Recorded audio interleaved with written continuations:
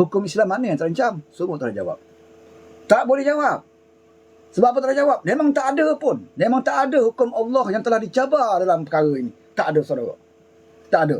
Tapi inilah yang dibicarakan oleh lebay-lebay di mana-mana ceramah mereka. Bahkan sampai ke atas member masjid. Mereka nak bagi tahu kepada ahli jemaah masjid bahawa hukum Allah telah dicemari. Hukum Allah telah disekat. Hukum Allah telah dibuang dan digantikan dengan hukum penjajah. Ini yang cuba mereka sampaikan. Dan inilah juga yang ditulis oleh Lebay Hadi ya, di dalam minda Presiden dalam Facebook mereka. Ya, ini yang ditulis. Meracuni pemikiran umat Islam. Saya difahamkan Haji Hadi sekarang tidak berpesan. Dan dikatakan agak berat sekarang ini. Ya, tak peduli sama ada kamu sihat atau tidak sihat. Ya, tapi kenapa di penghujung-penghujung di angkatan kamu tidak sihat pun, kamu masih lagi nak menabur fitnah. Ini yang kita rasa amat terkilan. Ya, yang kita rasa amat terkilan. Sepatutnya dia sedar, dia kena tahu. Kalau tak tahu, jangan bercakap. Jangan ulas. Tapi nak juga ulas. Sebab apa?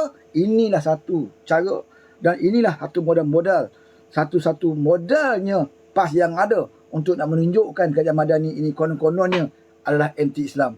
Bayangkan saudara, kita ada Perdana Menteri Anwar Ibrahim yang kita kenali sejarah perjuangan daripada muda.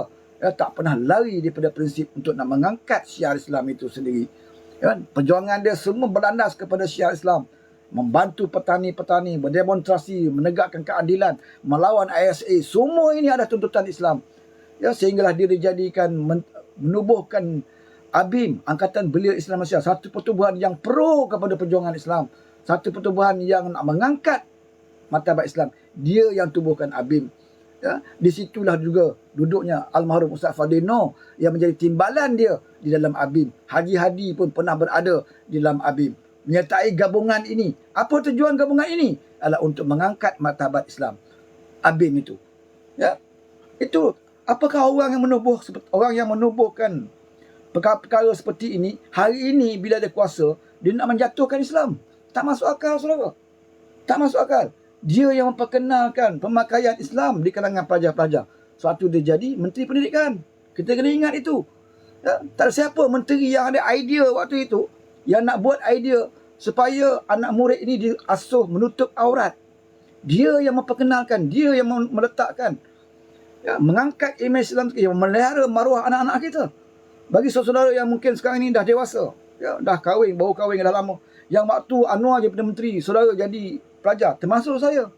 Ya, saya dapat, sempat saya pakai seluar pendek, sekolah menengah. Ya, tingkatan 1, tingkatan 2, saya masih pakai seluar pendek lagi. Ya, waktu itu. Dan jasa Anwar Ibrahim itu mengingatkan kita, oh, nasib baik Anwar jadi Menteri Pendidikan. Yang waktu kita belajar, kita dah pakai seluar panjang bagi lelaki, perempuan baju kurung dan bertudung. Ini jasa Anwar Ibrahim yang berterusan sampai hari ini. Bukan zaman PAS. Ya, bukan PAS yang buat peraturan itu. Tak ada pemimpin PAS yang buat. Dan mereka tak terfikir pun nak buat. Sama juga macam idea penubuhan Bank Islam, Universiti Islam, Takaful Islam. Ini semua zaman Anwar Ibrahim. Idea-idea pemikiran dia. Dan dia laksanakan perkara ini. Ya, zaman PAS jadi kerajaan. Sebelum Anwar berada dalam kerajaan, PAS pernah berada dalam kerajaan terlebih dahulu. Tahun 70-an, PAS bersama Barisan Nasional membentuk kerajaan. Apa yang dia buat? Tak ada. Tahun 70-an, mana ada Bank Islam lagi? Mana ada Universiti Islam lagi? Tak ada, saudara. Pelajar-pelajar masih lagi pakai seluar pendek. Guru-guru Islam, guru-guru wanita masih pakai skirt. Ramai lagi yang pakai skirt ke sekolah, termasuk guru-guru. Padahal waktu itu tahun 70-an, PAS berada dalam kerajaan. Dia tak buat.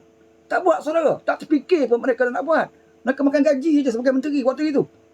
Ya, semuanya bermula tahun 80-an ketika Anwar menjadi kerajaan. Ianya berubah dan mula nampak sinar dan syiar Islam itu dalam negara kita.